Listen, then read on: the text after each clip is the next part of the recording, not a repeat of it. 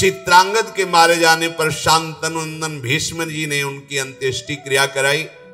विचित्रवीर अभी बालक ही थे, पर सत्यवती जी से सलाह करके मंत्रियों से उनको राज सिंहासन पर अभिषेक किया, राजा के पद पर विराजमान किया। भीष्म जी आज्ञा के अधीन रह करके सिंहासन की पूर्ण रक्षा, बैठे केवल वो बालक ही तो है। चित्रांगद के मारे जाने पर विचित्रवीर अभी बहुत छोटे थे, पर राज्य का भार अर्थात सिंहासन पर उन्हें विराजमान किया गया। भीष्म जी रक्षा करते। अब धीरे धीरे नवकिशोर अवस्था आई। सत्यवती जी ने कहा कि भीष्म, इनके ब्याह की व्यवस्था तुम्हें करनी पड़ेगी, क्योंकि प्रायः ये बात थी कि निषाद कन्या से महाराज शांतनु ने ये पुत्र प्रकट किए, तो जैसे कोई बड़े बड़े राजा लोग स्वयंवर करते तो प्रायः निमंत्रण आदि के लिए। भीष्म जी से सत्यवती जी ने कहा कि इनके ब्याह की व्यवस्था करनी होगी। गुप्तचरों ने बताया कि काशी में स्वयंवर की रचना हो रही है। काशी राज की तीनों कन्याएं स्वयंवर में वर का वरण करेंगी। भीष्म जी ने माता सत्यवती से कहा कि मुझे ही जाना पड़ेगा। आज्ञा ली। महारथियों में श्रेष्ठ शत्रु विजयी भीष्म अकेले सारथी को लेकर के वाराणसी पहुंचे और स्वयंवर सभा में जब प्रवेश किया तो बहुत से राजा बैठे हुए थे। सब देख के तालियां बजा के हंस दिए, वाह बाल ब्रह्मचारी, अब ब्याह का मन हुआ है, क्योंकि स्वयंवर में तो वही आएगा जिसका ब्याह का। अरे भाई, हम तो बड़ा सम्मान करते थे कि शांतनु नंदन भीष्म की अमोघ प्रतिज्ञा है, और ये क्या हुआ, ये तो यहां स्वयंवर में ब्याह करने के लिए आ गए। और खूब हंसी मजाक राजाओं ने। जब ऐसी हंसी उड़ाने लगे तो भीष्म जी बड़े धर्मात्मा थे। कहा कि तुम लोगों की निर्लज्जता से हमें कोई फर्क नहीं पड़ता है,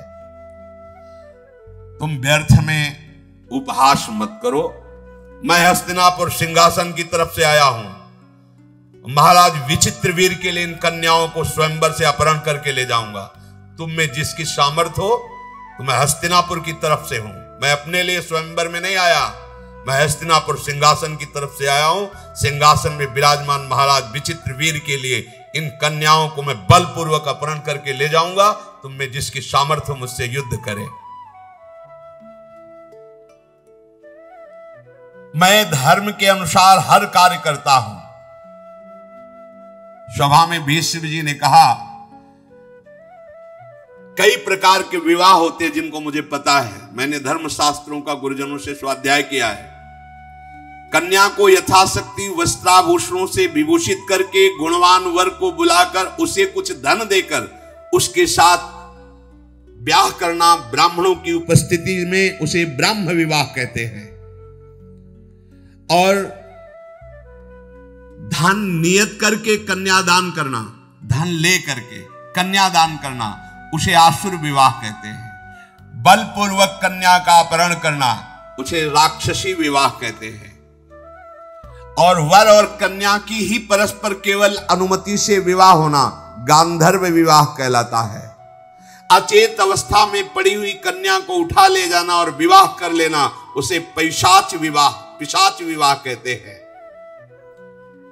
कुछ लोग वर और कन्या को एकत्र करके स्वयं उनसे प्रतिज्ञा कराते हैं कि हम दोनों गारस्थ धर्म का पालन करेंगे। फिर कन्या का पिता दोनों की पूजा करके अलंकार युक्त कन्या का वर के लिए दान करता है। ये प्राजापत्य विवाह कहलाता है। कुछ लोग आर्ष विधि करके ऋत्वज को कन्या देते हैं। इस प्रकार विवाहित होने वाले दैव विवाह की रीति से वो पत्नी प्राप्त, इसे दैव विवाह कहते हैं। ये 8 प्रकार के विवाह का वर्णन मैंने किया। मुझे धर्म का ज्ञान है। क्षत्रिय स्वयंवर की प्रशंसा करते हैं और स्वयंवर में बलवान राजा जबरदस्ती उन राजकुमारियों का अपहरण करके ले जाए, ऐसी विधान है। इसलिए धर्म के अनुसार मैं इन कन्याओं का अपहरण करता हूं। अपने महाराज विचित्रवीर्य के लिए। ऐसा नहीं कि धर्म के विरुद्ध आचरण कर। भूमि पालो, तुम लोगों की भुजाओं में यदि बल हो तो मुझे पराजित करो और इन कन्याओं को छीन लो। केवल हंसी मजाक करने से बात नहीं होती। मैं युद्ध के लिए संपूर्ण राजाओं को एक साथ निमंत्रण देता हूं। इन 3 कुमारियों को बैठा लिया, जिसकी भुजाओं में बल हो, मैं अकेले हूं, छुड़ा लो। भीष्म जी की बात सुनकर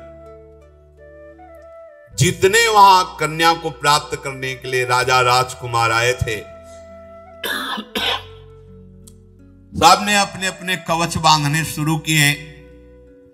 भुजाओं में ताल ठोक करके भीष्म जी से लड़ने के लिए चले।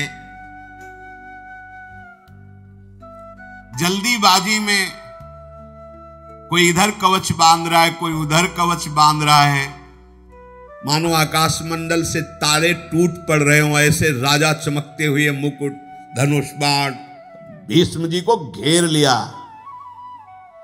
क्रोध में भर करके, भवें टेढ़ी करके चारों तरफ से ऐसे बाण वर्षा करने लगे जैसे वर्षा में पानी की बूंदें गिरते हैं। भीष्म जी ने दिव्यास्त्र के द्वारा सब बाणों को भस्म कर दिया। रोंगटे खड़े हो गए राजाओं के। एक साथ इतने राजाओं का आक्रमण। संपूर्ण शस्त्रधारियों में श्रेष्ठ भरतकुल भूषण भीष्म जी ने क्षण भर में समस्त योद्धाओं को पराजित कर दिया। कन्याओं को साथ लेकर राजधानी हस्तिनापुर की तरफ प्रस्थान किया। पीछे से आवाज आई, भीष्म रुको।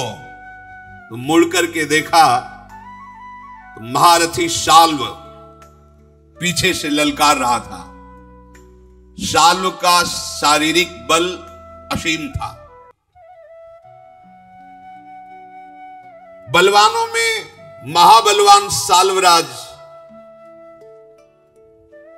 उन 3 कन्याओं में से बड़ी कन्या जो अंबा थी, उससे पहले से इनकी मित्रता थी और यह निश्चय हुआ था कि स्वयंवर में वरण इन्हीं का होगा। भीष्म जी को कुछ पता नहीं था, उन्होंने तो अपहरण कर लिया। शत्रु सेना का संहार करने वाले भीष्म जी ने ललकार सुनी, रथ मोड़ दिया। बड़ा भयंकर युद्ध हुआ शाल्व का और भीष्म जी का। महारथी भीष्म जी ने क्षत्रिय धर्म का आश्रय लेकर शाल्व से युद्ध प्रारंभ किया। शाल्व ने भीष्म जी के ऊपर बड़े अस्त्रों का संधान किया, पर आश्चर्यचकित कर देने वाली बात, एक भी अस्त्र भीष्म जी का स्पर्श नहीं कर पा रहा, पहले ही भीष्म जी उसको नष्ट कर देते हैं। युद्ध में ऐसी फुर्ती कहीं देखी नहीं गई जैसी भीष्म जी के अंदर। शांतनु नंदन भीष्म जी ने शाल्व से कहा, खड़ा रहे। तो उसके सारथी को मारा, उसके घोड़े को मारा, और जैसे पक्षीराज गरुण सर्प को दबोच लेते हैं, ऐसे शाल्व को बड़ा पराक्रमी शाल्व। भीष्म जी ने उसे घुटने के बल करके कहा, जा तेरे प्राण छोड़ता हूं, आवाज मत कर, वापस चला जा। इंदास्त्र के द्वारा उसको मूर्छित करके सावधान करके, जा प्राणदान करता हूं, तुझे मारूंगा नहीं। शाल्व निराश होकर के चला गया।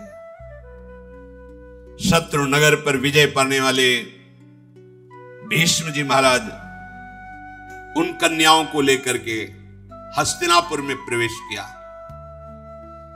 काशीराज की कन्याओं को जैसे अपनी छोटी बहन को लेकर जाया जाता, ऐसे भीष्म जी लेकर गए। विचित्रवीर्य अभी पूर्ण यौवन अवस्था को भी प्राप्त नहीं हुए थे। भीष्म जी के पराक्रम द्वारा हर कर लाई हुई सर्व सद्गुण संपन्न कन्याओं को लाकर सत्यवती जी से कहा, स्वयंवर से जीत कर लाए और विचित्रवीर्य के साथ इनका पाणी ग्रहण करो।